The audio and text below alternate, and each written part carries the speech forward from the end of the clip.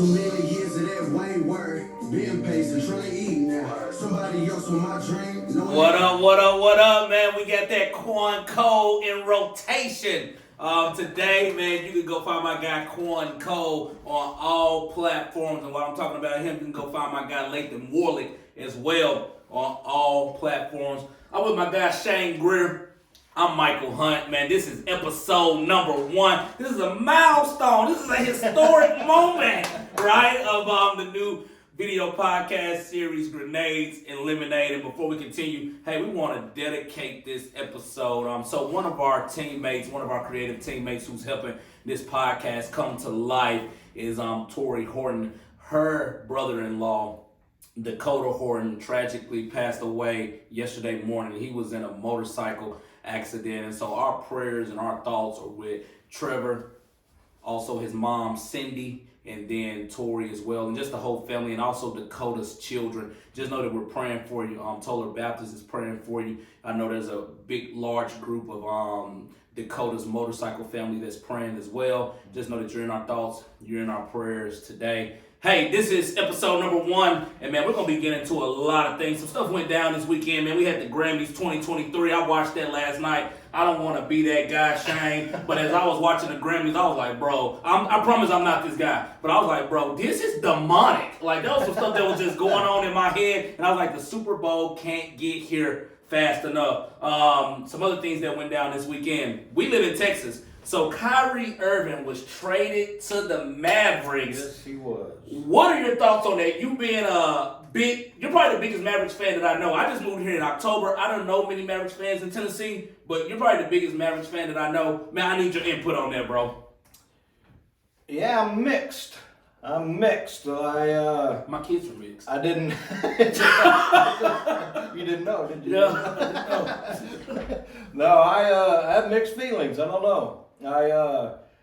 At first I didn't like it. Yep. And the more I've kind of read articles and know his relationship with Nico Harris, the GM, and Jason Kidd, and stuff like that, they seem to feel like maybe they can make it work. So we'll see. I don't know. If he's in a good headspace, I think he'll be good for us. But yeah, I don't really got a dog in the fight. Be honest with you, Shane, I've always despised the Mavericks. So back in 2006, when they played the Miami Heat in the playoffs, I was a big D-Wade fan, and so I went for the Heat then. And then in 2011, when LeBron was with the Heat, I was going for the Heat as well, and the Mavericks upset them, which most people would say is probably one of the biggest upsets in finals history. So I've never really been a Mavericks guy, so I'm going to dog in the fight. But I do hope that Kyrie, that his mental space, that it will be stable, and that it won't affect the way that Luka plays, because Luka is on a trajectory or a path, if he can stay healthy, to be one of the all-time greats. Yeah,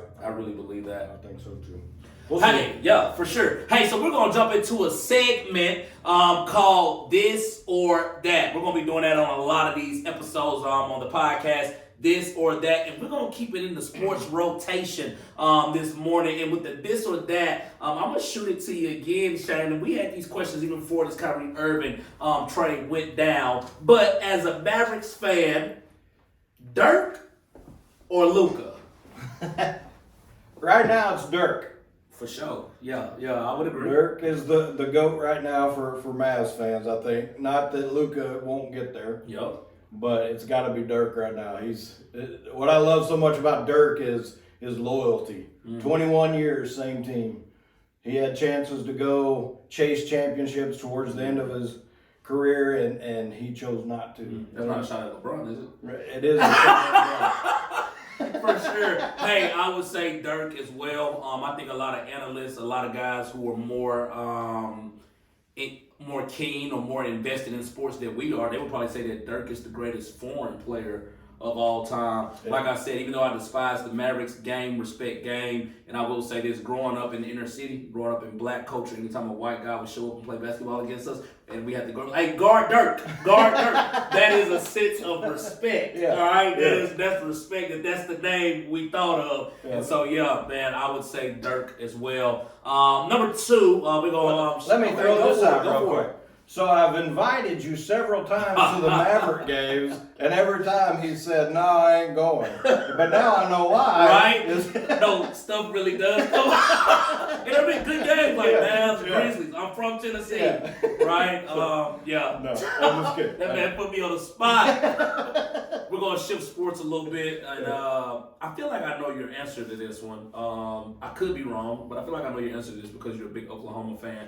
But college football or professional football? I'd say college football. Mm-hmm. Yeah. I would Sooner too. fan. So. Yep.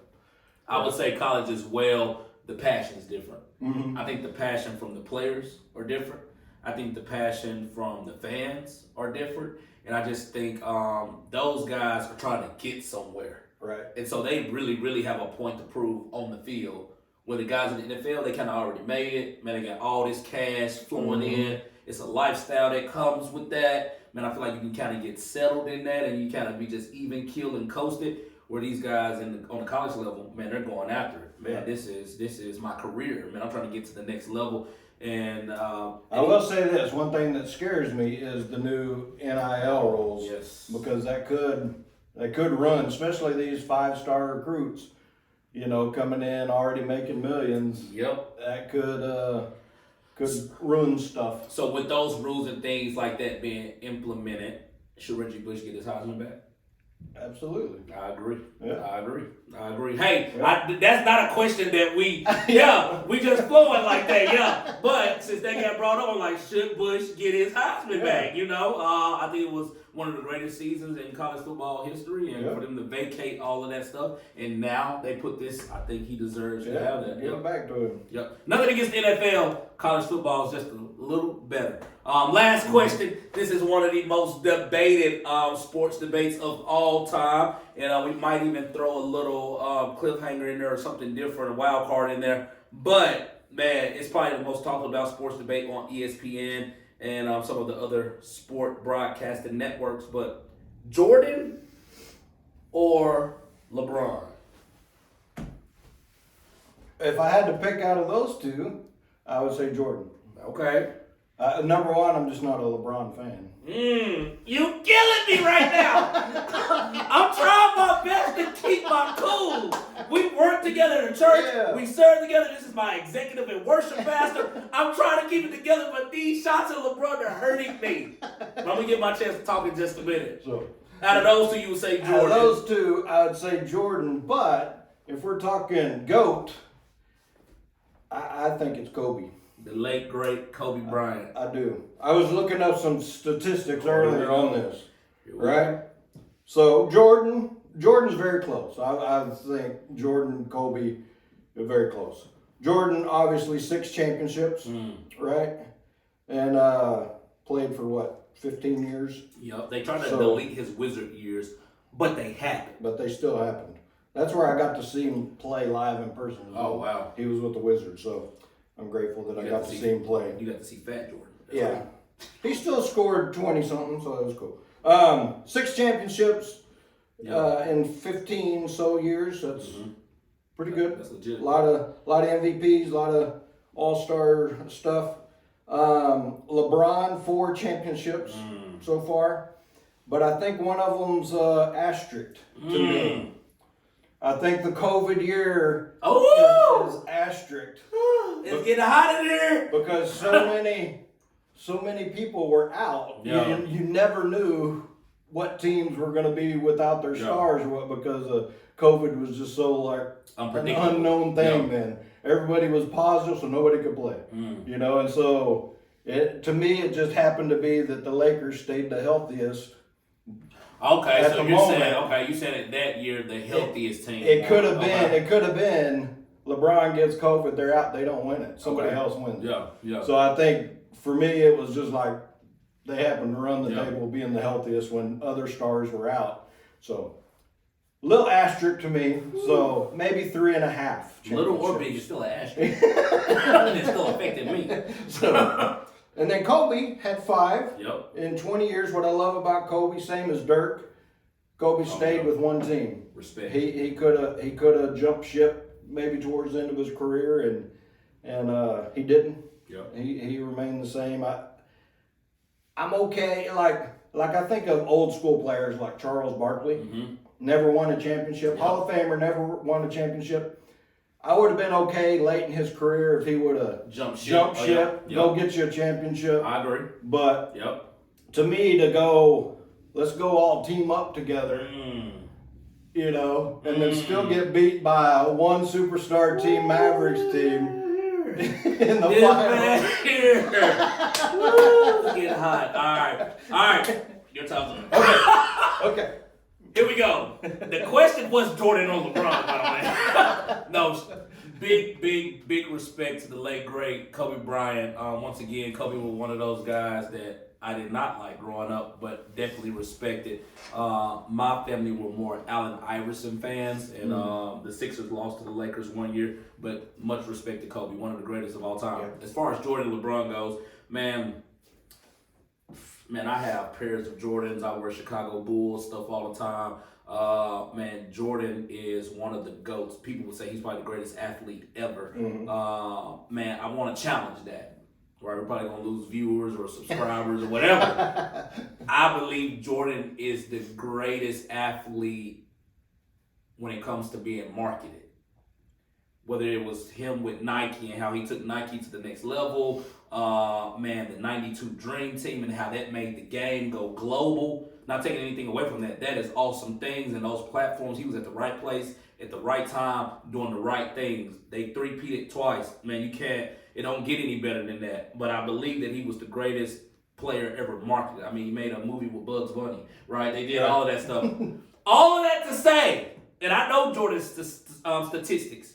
6 rings, in 6 final appearances, 10 scoring titles, a defensive player of the year. He won MVP and defensive player of the year in 1988. I get it, right? He won 5 regular season MVP awards. He has the highest scoring average of all time, 31 points a game. I get that. All of that said, LeBron James is the greatest basketball player of all time. Let me make my case. Fresh out of high school, 18 years old. All of this pressure is on him to succeed. Sure. Man, I mean, we've seen this in other sports where people had all this pressure to succeed and they crumble. Whether they don't show up as far as the play on the court or the field, or, man, these off the field or off the court issues that they go through. Man, LeBron married his high school sweetheart. Man, this guy's a great father. This guy built the I Promise school where people who are underprivileged get to go to a school and get great education, and then they get to go to college. But you're probably thinking that has nothing to do with on the court. You're right, it doesn't. But this week right now, LeBron James is about to surpass Kareem Abdul-Jabbar as the #1 scorer in the history of the game of basketball. And the reason that is so amazing, LeBron isn't a score-first player. LeBron is also #4 all time in assists. That means that you pass the ball. To put that in perspective, Jordan is number 50 on the list of assists, and Kobe is number 30. LeBron's about to be the #1 all-time scorer in the history of the game, and he's #4 on passing the ball. I think his strength has been longevity. That you can either go longevity or you can go peak. This might hurt my argument, but I would rather go peak. I don't know why, but I would. And Jordan had the greatest peak, I believe. But, man, I'm going to go LeBron all the way around. There's a lot of things that does hurt his argument. Super team, I get it. And then not winning the first championship with the super team. But, man, I'm going LeBron James. I am. I'm going to go LeBron. And I will give you this. He is by far one of the greatest basketball players ever. And I think maybe my issue is LeBron came up in the social media age. So a lot of his antics and stuff he says is out everybody, and that dissuades me. Right? But Kobe and Michael still had their baggage. And I'm a huge Jordan fan. Right. I'm a Jordan fan. And we can talk about the gambling. Yeah. So, I mean, there's still... And the conspiracies that he was pushed out of the league because of the gambling. Right. But...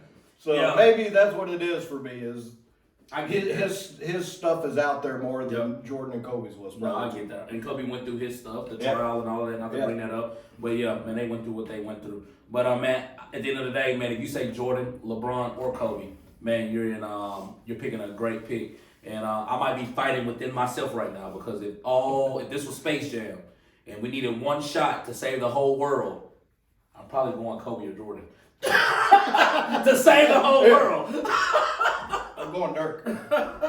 Yeah. All right, Shane, you didn't know that we were going to do this. Not to put you on the spot or not, Uh-oh. or anything like that, but you didn't know we were going to do this, man. I'm a guy that I absolutely love riddles, and you're probably saying, man, that is lame. But I love riddles, and I love to mess with people's minds with that stuff. There's a riddle I want to read to you, Shane. Oh, I look like a cat, I sound like a cat, and I have feet like a cat, but I'm not a cat. What am I? Look like a cat, sound like a cat, and have feet like a cat. But I'm not a cat. What am I?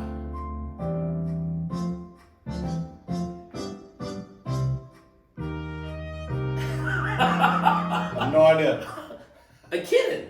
Oh. You're a kitten. I was going to say a lion, but I'm not going, or tiger or something. Yep. Okay. You are a kitten. Hey, one of the things we want to do with grenades and lemonade, and maybe you're saying, man, why is it even called grenades and lemonade? Man, I absolutely love lemonade. If you ever went out to eat with me and the waitress or the waiter comes up and say, hey, what would you like to drink? I'm going to always say, what type of flavors of lemonade do you have? I'm a big lemonade guy. And I love chicken wings, but I really don't like spicy wings. And so a part of this entertaining part is to eat the spiciest wings possible. But a part of grenades and lemonade is to dive into faith. Man, we absolutely love Jesus and we love sharing the gospel of Jesus.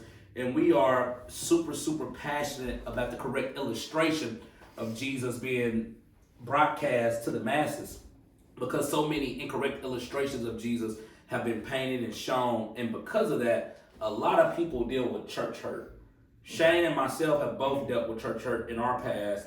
But there seems like there's a growing number of people that when they experience church hurt, which is absolutely real, like we're not taking anything away from the hurt if you've experienced that, but there's this growing, way of life that if you are church hurt to just pull out from church, isolate, and just continue to do your life without other believers and try to do this Christian life on your own. Yeah. And I think in doing that, you just don't get everything that God's got for you. Right. What's your thoughts on that, Shane? Yeah, for sure. I've had several church hurts just in my career in ministry. And so as I thought about this, my first response would be this, that we need to remember that we are dealing with people, flawed, sinful people. Come on. Right? And so somehow we get hurt by the church and we blame God. And so we run from the very place that we should be. Wow. When really it's flawed people that we're dealing with. Yep. And we don't tend to remember that. And so you said it too, the people run from church and live outside the church, but Hebrews 10:25 tells us don't neglect meeting together. You know, it says very clearly you need to keep meeting together. It's so important that we, even in the hurt, that we continue to meet together. This is what I believe in John 10:10. The thief comes to steal, kill, and destroy. If he can get into the church and begin to turn people against one another, then they'll flee and the church will be separated, and somehow it's all God's fault. And really it's the work of the enemy trying to steal, kill, and destroy the church. Man, that's so much truth. I didn't grow up in church.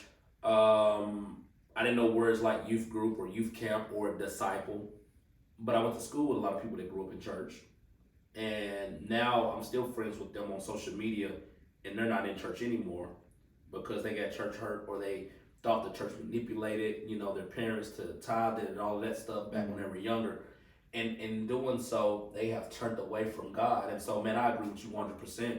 That a lot of the times, man, flawed people hurt us, but man, God gets the blame with that. one thing that one of my mentors told me when I went through a ministry discipleship program, I was struggling. I'm good at holding a grudge, and I used to be even better at holding a grudge before I heard this statement. And I was holding a grudge against my dad. He wasn't in my life. He didn't raise me. Went to prison. He chose the drug life and the street life over us. But man, me and him, man, we have a great relationship today, and I'm thankful for that. But one of the reasons that relationship was redeemed and is great now is because when I was in a discipleship program, my mentor told me something that rocked my life.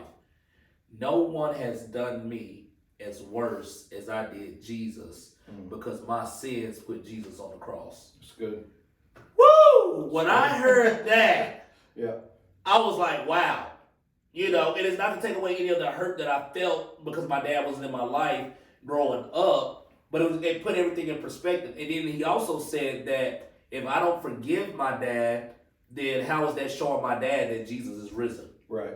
I have the power to forgive because we don't serve a God that's dead. Right. Because God is alive and that spirit is alive in me, man, I'm able to forgive and I'm able to move on. And I think a lot of times people try to move on in their own strength after being church hurt. Mm-hmm. Man, you got to move on in God's strength. And as he's doing that healing process, you continue to move forward. You don't put that life with Jesus on hold. And man, if you're watching this right now and you might be dealing with church hurt, or you believe that, man, the church just manipulates people and, man, uses people, man, I want to encourage you to find a healthy church, right? One of the things that God showed me, you're not going to find a perfect church, but you can find a healthy church that believes in the Bible, that teaches the Bible, that loves one another, right? The Bible says that we are known to belong to God by our love one to another.